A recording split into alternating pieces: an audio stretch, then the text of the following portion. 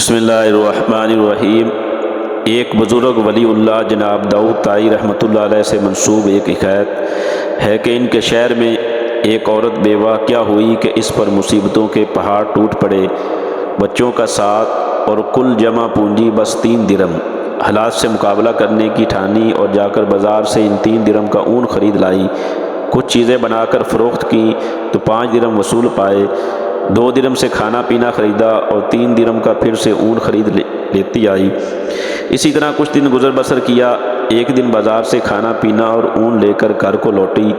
اون رکھ کر بچوں کو کھانا پینا دینے لگی کہ ایک پرندہ کہیں سے اڑتا ہوا آیا اور اون اٹھا کر لے گیا۔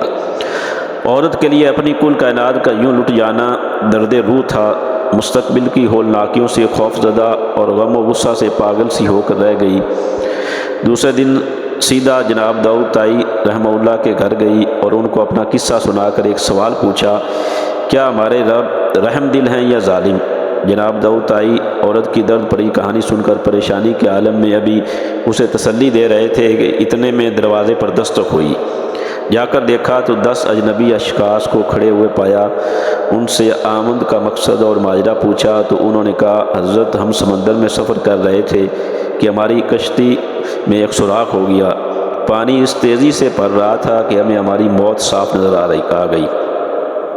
مصیبت کی اس گھڑی میں ہم میں سے ہر شخص نے عہد کیا کہ اگر اللہ پاک ہماری جان بچا دے تو ہم میں سے ہر آدمی 1000 درم صدقہ دے گا۔ ابھی ہم یہ دعا کر ہی رہے تھے کہ ایک پرندے نے کہیں سے ہماری کشتی میں اون کا ایک گولا لا کر پھینک دیا، جسے ہم نے فوراً سوراخ میں پھنسایا، کشتی کو پانی سے خالی کیا اور سیدھا یہاں نزدیک ترین ساحل پر آ پہنچے۔ ہم کیونکہ یہاں کے لیے اجنبی تھے اس لیے لوگوں سے کسی معتبر آدمی کا نام پوچھا تو انہوں نے ہمیں سیدھا آپ کے پاس بھیج دیا۔ یہ لیجئے 10,000 درم اور ہماری طرف سے مستحقین کو ڈھونڈ کر دے دیجئے گا۔ داؤد طائی رحمۃ اللہ علیہ رب العزت کی اس حکمت پر حیران و پریشان ہوئے۔ 10,000 درم لے کر سیدھا اندر اس عورت کے پاس گئے۔ سارے پیسے اسے دیتے ہوئے کہا، اب میں تم سے ایک سوال کرنا چاہتا ہوں کہ کیا تیرا رب رحم دل ہے یا ظالم؟ بیوہ عورت داؤد طائی رحمۃ اللہ علیہ کے چہرے کو تکتی رہ گئی۔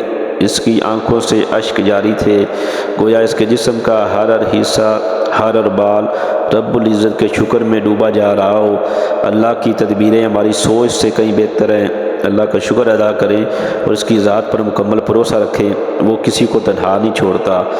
اگر آپ بھی اللہ پر بھروسہ اور توکل رکھتے ہیں تو پوسٹ کو زیادہ سے زیادہ شیئر کریں اور نیکی کے کام میں ہماری مدد کریں۔